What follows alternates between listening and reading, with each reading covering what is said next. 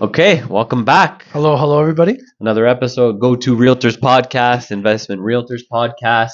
That's us, Lewis. Justin, Lewis. Justin, right? That is correct.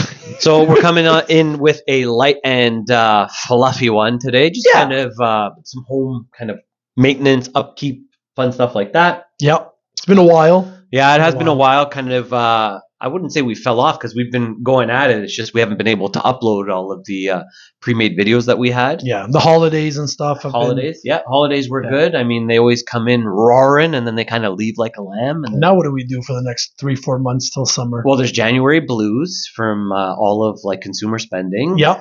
February. Valentine's Day. So you spend again. That's Yeah. when you ramp it up. March would be usually like Snowmageddon. Snowmageddon. And then okay. April, it's like, okay, it's only minus 40. And then May comes and we're April like, showers bring May flowers. well, until they don't. Until they don't. Yeah. And then it's made up. That's true. That's Okay. true. Well, glad to be back. Yeah, thank you for having me. Yeah, I miss these. Yeah, they are pretty. They are fun little kind of, I guess, takeaways or like way to break up the monotony in the day. We always have fun. We do. It doesn't matter what we're doing. Nope. Okay, so let me go through. We compiled a little list of things Yes.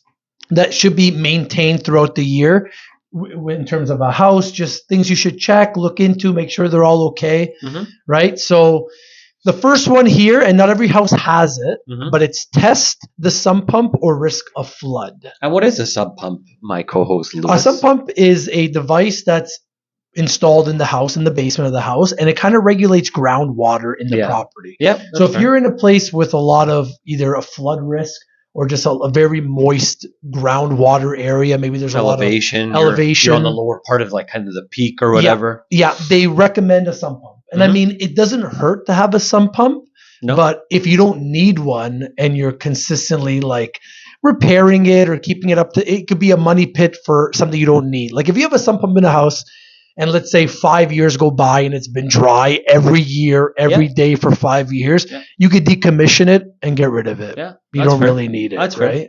But if you have one, check it out, maintain it, check like the buoy system. So what we usually do when we go into homes that have them, they all generally have floats, and what the Yeah. float is it has a certain water threshold where once it hits that, it'll automatically turn on. So what you could do is either unplug the sub pump, plug it back in, or sometimes if we give a general shake, even if it's not at that level, it'll cause it to think it is, which will turn it on, and we can make sure that it is working how Yeah. it's supposed to. Test it out. Yeah. Just make sure, right? Yeah. Next thing we have, this one's an interesting one that we kind of looked into. Check for high water pressure or Mhm. risk wrecking fixtures and appliances. Yeah.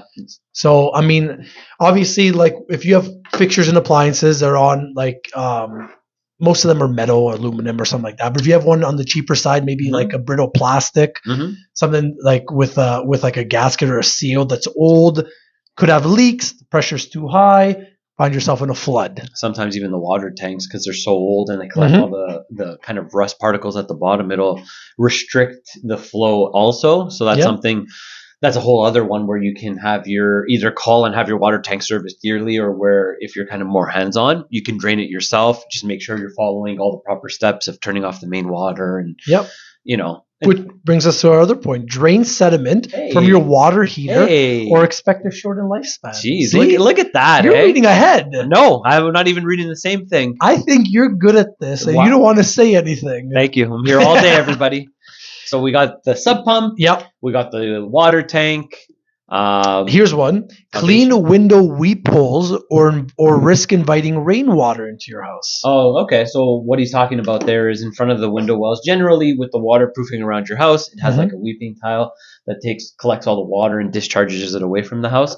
Sometimes, if they call it a sock, but if the weeping tile because it's perforated, it can get clogged with dirt, which would cause it to then back up and then bring water Into inside. the house. And sometimes you'll even see just like a little sock popping out, and it's like a circular tube. That's what's actually pulling the water out. Yeah. So just make sure it's free of any debris. They nothing they recommend getting what's it called? A compressor that just blows air. that makes sense. And you just blow out everything. Just blow it all out, clean makes it up, sense. right? Keep it dry, Okay. right? Does it? So was that? Anything about like the downspouts or the eaves troughs around the house? Not yet, but the list is still going. We'll see. Okay. This one is clean refrigerator coils or risk unnecessary repair bills. Oh, so I that's guess fair. dust. Yeah, As yeah. it accumulates. I did mine maybe a month ago, and they're not joking when Yeah. they say that pulls in some dust, and I could see it just kind of overheats it, Yeah. makes it work harder than it has to. Yeah. So Okay. clean it out. Same thing. Shoot it out with some air. Get it like a Vacuum. vacuum, wet paper towel, and clean it up. Right. Not wet, damp. I would say too wet would be. I don't want to put wet. I stuff. usually just always use a shop vac, and it's Shop vac. with a bristle brush attached to it. Yeah. And it seems to always do the trick. Here's one which, when they go, could be dangerous. So it's good to keep them maintained. Let's see. And that is the garage door spring. Oof. Have you ever seen one of those? When they snap, Jeez, it can do some serious damage. They're not joking. even installing when the guy installs it, he's got to be really careful because Or girl. because if that thing snaps back, you could lose like a finger and a hand. You could get decapitated. You because get decapitated. Well, the way that the pressure is on that spring, yeah, that's why like garage doors and springs aren't for like the DIYers. You definitely want to just leave it to the professional. Get the professionals. Yeah, absolutely. Yeah, but keep them lubed. Over here, just as lube garage Yeah. door springs, replace them sooner rather than later. So Fair. preventative maintenance, make sure it doesn't spring and decapitate you. Oh God. A lot of things do come down to whether it's vehicles, houses, just take care of stuff. When you take care of stuff takes care of you, and Yeah. just do whatever it's required or suggested. Yeah. I mean, maintenance, man. Maintenance. That'll get you.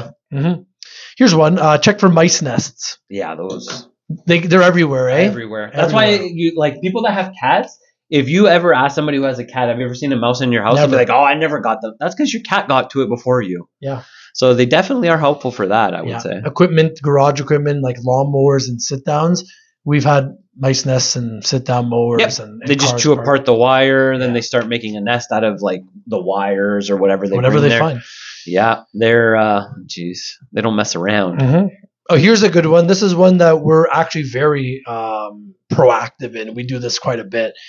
Clean dryer vents, Yeah, or risk waste energy, or risk of fire. yeah, they're dangerous. That lint blow up. I've been seeing the new rave of people putting actual catches on them, Mhm. so it'll be halfway. It kind of puts it on an angle, so as it gets to the top, it'll stop there, and you can clean it out. That's not bad. Yeah, anything helps, man. Yeah, that's a fire risk. That's a big fire risk. Even changing the filter of your dryer almost every day, every other day. Every load when I usually swipe it. Yeah, swipe. Just give it a swipe. It's easy. It's quick. It's smart. Yeah, they talk about furnace filters. What do they suggest? They don't talk about it, but we could bring that up. Like change your furnace filter every couple months, 2 months. Like I would say in the winter, 2 months for sure. In the summer, maybe 3. I do mine every month just because I have the dog and the cat. Animals, like depending on how many animals you have in the house, obviously, Absolutely. and how many people you have in the house. Yeah, If it's yeah. just like a single person in a house, they could probably push 2-3 months. If Depends it's a how clean- family, how clean they are and everything else, a lot of factors. And actually, to touch on that a lot of people don't talk about is having your vents blown out. Like our house is from '97. When we moved in 4 years ago, the vents had never been blown out. yeah, And the pictures they showed me before and after, and just the stuff that they pulled out, yeah, do it. It's worth the Just money. do it. It's Just worth the clean it money, up. and it's what you're breathing in, especially in the winter when you're pretty much confined to just those 4 walls. Like, Yeah, you make better sure the hope- air's good. You better hope you're breathing in something you want to breathe in. It's true. And the last one, going back to the garage door, was check your garage door balance and leveling, or you could risk breaking your opener That's and true. letting in cold air. So Yeah.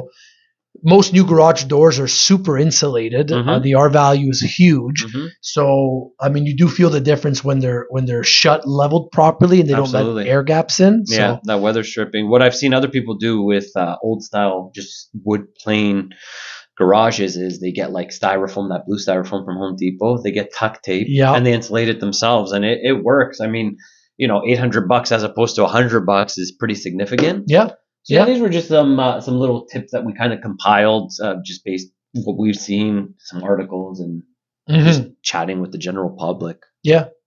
Keep in mind, maintain your house, keep it up. Like that's your best investment. Yeah. What do you guys So- prefer when we talk like kind of the nitty gritty of real estate, when we're kind of giving you tips on how to upkeep, or just do you want to see us go like just crazy off the walls, just Yeah, let talk us about know. everyday stuff. Yeah, comment below, like, Yeah. share, subscribe. Yeah, We're open for any question, and we'll read them all online. like we have been. Yeah, we have a couple here we'll get to next video, but guys, keep sending them in. Yep. All right, guys. Till the next one. All right. Bye-bye. Bye-bye. Bye-bye.